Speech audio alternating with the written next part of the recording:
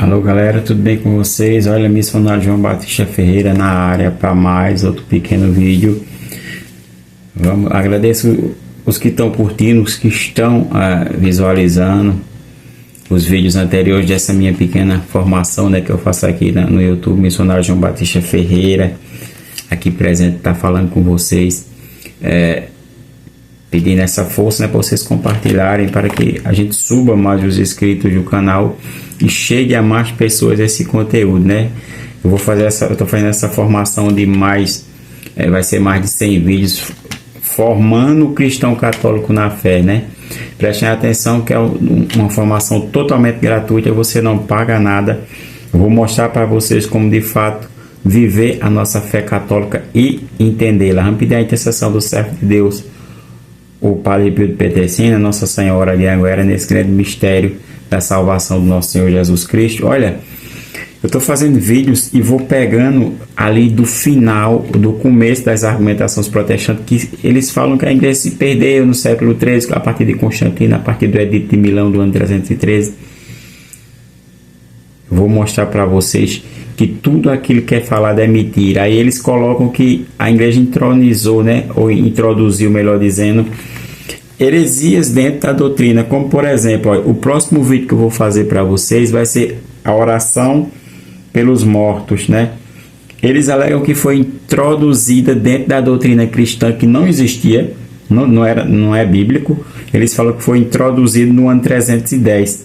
Aí eu vou marcar datas com vocês aqui, das datas, falando sobre essas datas, explicando que foi nelas que eles acusam que a igreja começou a introduzir, né, essas doutrinas. Mas eu vou mostrar para vocês que é mentira, que antes dessas datas já se vivia aquilo que a igreja continua pregando sempre, né? E eles inventam essas mentiras, principalmente com a Bíblia, com a patrística e com outras argumentações, né? Eu vou mostrar para vocês detalhadamente essas questões. Próximo vídeo, oração pelos mortos. Não percam, não.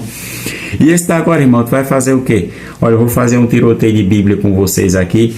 Eu encontrei um vídeo bem interessante no YouTube aqui, no nosso grupo de apologética, né? O vídeo tem um direcionamento, né? Eu não sei qual é, né? Para quem é, qual é posso dizer assim, o destinatário, né? Mas a pessoa que fez o vídeo, ela fez com uma intenção interessante, né? Com intenção de quando fala assim, eu vou mostrar para vocês que vocês vão entender bem a questão do vídeo, como vai ficar, ó. Preste atenção o que esse camarada fala. Depois eu vou explicar para vocês detalhadamente, para vocês entenderem bem. É bem interessante, ele não dá um objetivo do vídeo para que vai fazer, mas a gente vamos mostrar para vocês que é um vídeo que tem que ser bem interpretado, né? Vamos ver o que aquele camarada aqui fala, né? Presta atenção nesse vídeo. Escutem bem. Quando eu digo que pastores, nem eles acreditam no que está escrito na Bíblia, e se acredita, não obedecem, tá aqui a prova.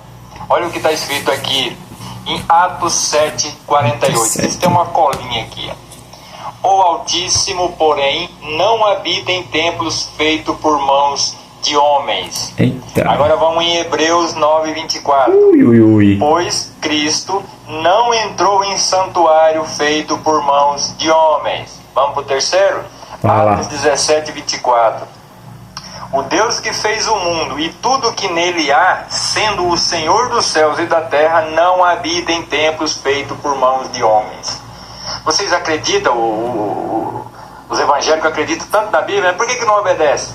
Porque é os 3 versículos que não tem contradição. Algumas contradições, a Bíblia tem 1000 e tantas contradições, mas justamente as que não há contradições, eles não lêem. Por que não lê? Porque daí fica difícil, né? Se Deus não habita em templos, o que eles estão fazendo com a igreja deles, com a empresa chamada igreja? Pede para o seu pastor ler esses 3 versículos para vocês dentro da igreja, falar dessa forma que Deus não habita em templos feitos por mãos de homens. Acorda, ovelhas. Parem de manter a boa vida dessas cobras, desses lobos. Ixi, rapaz. Fala isso não. Preste atenção que ele falou verdade, né, aqui, mas A gente não entende o direcionamento do vídeo. Se ele quis falar diretamente como um daqueles protestantes que se dizem desigrejados, ou um católico refutando alguma argumentação protestante, né? Mas pelo teor que ele fala, ele está dando uma exclusividade para os protestantes que vivem em meio ao contexto de assembleia, né? De viver, de congregar em meio às suas igrejas, né? É bem interessante a gente entender que tudo que ele falou parece ser verdade. Eu creio que se ele falou de uma maneira refutando as heresias protestantes, beleza. Mas ele tem que colocar os textos dentro do contexto. Deus, ele habita sim dentro de uma casa. O contexto das escrituras deixam bem claro, né? O corpo de Cristo, a igreja que Cristo edificou, ela é tanto espiritual, eu vou mostrar para vocês, como ela é também parede, né? O que o rapaz quis fazer aqui nesse vídeo, que é bem interessante, até nesses aplicativos do TikTok, a capa do vídeo é essa, ele quis dizer que a parede em si, Cristo não habita em casas construídas de fato pela mão dos homens, mas Cristo habita assim, mas de uma maneira que ele edificou esta casa, né? A parede, a casa quando eu falo a parede, eu falo as paredes das igrejas católicas espalhadas pelo mundo inteiro, né? Vamos entender os contextos, né? O primeiro texto que ele fala, eu vou pegar a Bíblia aqui da CNDD, né? Uma Bíblia meio mais, como é muitos textos, eu vou usar ela. Ele usou esse texto aqui é o discurso de Estevão, né? É bem interessante o que Estevão fala no martírio de Estevão contra os judeus. Ele também fala, eu vou passar somente essa aqui, né? Repetir novamente o que ele falou no capítulo 17, verso 24 do mesmo Atos dos Apóstolos, tá assim, né? Ó Deus que fez o mundo e tudo que nele existe, sendo Senhor do céu e da terra, não habita em templos feitos por mãos humanas. Mas qual é o contexto dessa história aqui? Paulo está onde? Paulo está dentro de Atenas, em meio ao paganismo e ao grande templo de Diana, que era cultuado pelos atenienses daquela época, né? Pela uma grande parte dos gregos, né? Ou todos, não sei. Quando estudar a história que a gente vai descobrir. Paulo estava dando esse direcionamento, né? No capítulo 9, verso 24, ali é claramente dando uma explicação sobre o sacrifício de Cristo. De Cristo Jesus, né? Esse Deus que não habita em casa feita por mãos humanas, está falando da questão do martírio de Cristo, né? A gente poderia entrar mais nesses textos com os seus contextos, mas ficaria muito longo o vídeo. Eu vou partir direto para a questão que a Bíblia também fala que Deus habita sim em casas feitas, em templos feitos por mãos humanas. É melhor dizendo, o templo de Salomão e agora a sua igreja católica. Eu vou mostrar o zelo que Paulo tem pelas paredes também da igreja católica, também pela parte espiritual, né? Olha, vamos pegar logo aqui no livro do Êxodo, para a gente entender no último capítulo 40, verso 34 ao 36. Vou deixar os versículos na Bíblia, no começo do vídeo aqui para vocês, que eu utilizei da Bíblia para vocês entenderem. Preste atenção, olha o que está escrito, olha. Quando a nuvem deixava o tabernáculo, os filhos de Israel partiam divididos pelas suas turmas. Se ficava suspenso em cima, permaneciam no mesmo lugar, pois a nuvem do Senhor de dia repousava sobre o tabernáculo e de noite aparecia nele uma chama à vista de todo o povo de Israel em todo o tempo que durou a sua caminhada. Só aqui mostra o tabernáculo feito por Moisés para guardar a arca do Senhor. Já ali mostrava uma certa glória de Deus, manifestava-se ali, naquele local feito por mãos humanas. A arca do Senhor foi feita toda ela artesanalmente, né? É uma imagem que representa todo a glória de Deus em meio ao seu povo de Israel, né? Vamos entender mais sobre essa arca, né? E sobre o templo de Salomão, que é feito por mãos humanas também, né? Vamos entender mais no capítulo 8, verso do 9 a 11. Vamos ler. Aqui encontramos essa linda passagem das Escrituras na 1 Reis, capítulo 8, verso do 9 ao 10. Olha, na arca não havia senão 2 tábuas de pedras que Moisés tinha metido nela em Herob, no Monte Herob, né? Quando o Senhor fez a aliança com os filhos de Israel, logo que saíram da terra do Egito, aconteceu que quando os sacerdotes saíram do santuário, uma névoa ou uma nuvem, dependendo da tradução, encheu a casa do Senhor. A casa do Senhor. Os sacerdotes não podiam ter-se nem em pé, nem fazer as funções do seu ministério por causa da névoa, porque a glória do Senhor tinha enchido a casa do Senhor. A casa feita por mãos humanas, né? É bom entender que esses vídeos enrolam muito, né? Mas acaba confundindo um pouco a mente, se não tiver uma explicação, né? A mente dos nossos irmãozinhos, né? Prestem atenção, que São Paulo fala desse zelo, né? Se a gente for ler o capítulo 16 de São Mateus, a gente vamos encontrar aqui na Bíblia Ave Maria, Jesus ali começa de fato a casa do Senhor, né? É claro que aqui ainda tinha toda uma peregrinação da igreja, em Atos dos Apóstolos está refutando, testemunhando Jesus, a igreja mostra a descida do Espírito Santo, testemunha Jesus em meio às heresias daquela época, né? Mas no capítulo 16 de Mateus, verso 18, fica bem claro: eu te declaro, e tu és pedra, e sobre esta pedra edificarei a minha igreja. Essa igreja, ela também é espiritual, tem a sua dimensão espiritual? Tem. Como é que tu prova isso, irmão? Vamos para as Escrituras, capítulo 1 de Colossenses, verso 18. Olha como está escrito. Olha a dimensão espiritual, né? Colossenses 1,18. Ele é a cabeça do corpo que é a igreja. Ele é a cabeça do corpo que é a igreja. Aqui dá uma dimensão espiritual e também física. Por que física? Porque em Timóteo, São Paulo está falando do zelo pela igreja física também. Quando a gente fala da igreja de Cristo, a gente está falando nas duas dimensões, espiritual e também física. A igreja de Jesus, ela tem paredes também, é física. Prestem atenção que em 1 Timóteo, no capítulo 3, verso 15, está assim, ó: todavia, se eu tardar, quero que saibas como deves portar-te ou comportar-te na casa de Deus, que é a igreja de Deus vivo, coluna e sustentáculo da verdade.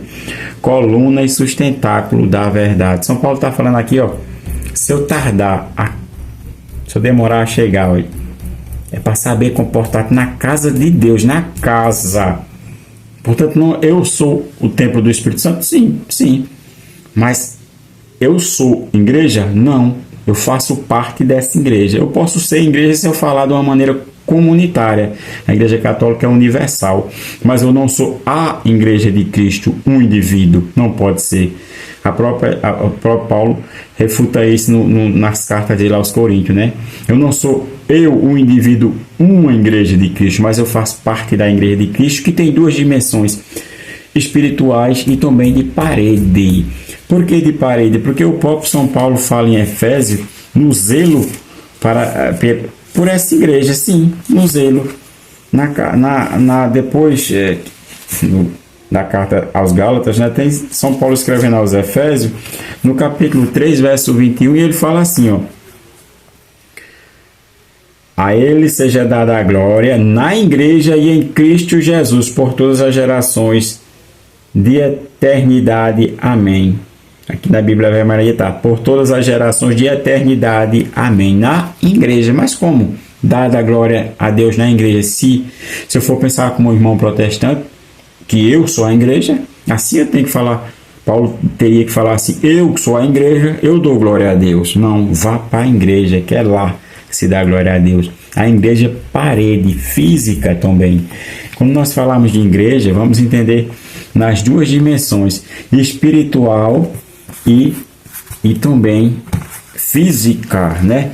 Agora, para nós terminarmos o vídeo, eu tenho datas aqui de igrejas que foram construídas ou edificadas por mãos humanas. Por exemplo, a Igreja Luterana, 1517, Martim Lutero. A Anglicana, Henrique VIII, 1534. Vocês perdão que a cor está oscilando aqui, está com um pouquinho de defeito o aparelho aqui que faz a iluminação, tá bom?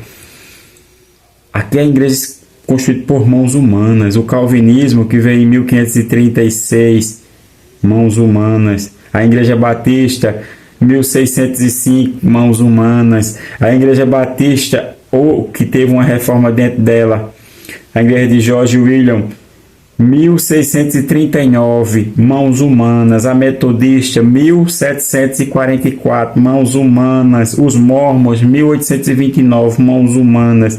O Adventismo, que veio em 1830, mãos humanas. As Testemunhas de Jeová, 1872, mãos humanas. E os Pentecostais, 901, né? 1901, mãos também humanas. Não tem sucessão apostólica, né? Eles falam da Bíblia, mas não falam da raiz, como a gente fala aqui, da patrística, que nos traz muitas informações sobre as inspirações do livro sagrado, os escritores, tudo como caminhou a doutrina desta igreja no século 1, 2, 3 e vai, como eu estou fazendo vídeo aqui falando sobre a sucessão apostólica dos papas. Tudo isso tem que levar em conta, né, galera? Prestem atenção. Olha, eu vou terminar o vídeo para vocês entenderem. Quando vocês verem alguém falar no capítulo 17, no capítulo 7 de Atos dos Apóstolos, verso 48, capítulo 17 de Atos dos Apóstolos, verso 24, Hebreus 9, 24, prestem atenção. Qual é o conteúdo e o direcionamento que essa pessoa quer lhe levar? Porque se for para dizer que eu sou igreja, que a igreja de Cristo não tem parede, não foi feita com a ajuda do homem, né, com o auxílio do homem, servo de Deus que constrói a casa do nosso Senhor, né? Aí fica difícil, né? Quer dizer que a paróquia que eu participo, né, a catedral do meu bispo, quer dizer que foi feito com mãos humanas, não faz parte da igreja de Cristo? Tem que entender o plano espiritual, a igreja espiritual, que é unida com a igreja física, que é um templo, de fato, de paredes, né? E a Bíblia ela vai dar claramente essas duas dimensões dentro do contexto que Cristo falou em Mateus 16, 18. Edificarei a minha igreja, a minha. Preste atenção, para não cairmos em heresia, em dizer que eu sou a igreja e que agora o Espírito Santo habita em mim e eu sou a igreja de Jesus. Eu faço parte dessa igreja. Eu posso até ser igreja no contexto de assembleia, mas eu não sou a igreja física de Jesus. A igreja física de Jesus, ela tem paredes, ela tem seu magistério, toda completinha, tem tradição. As escrituras é fruto dessa tradição, tá bom? Salve Maria, viva Cristo Rei. Não perca o próximo vídeo. Vou falar sobre a questão da oração pelos mortos, que foi introduzida em 310, assim falam os protestantes, né?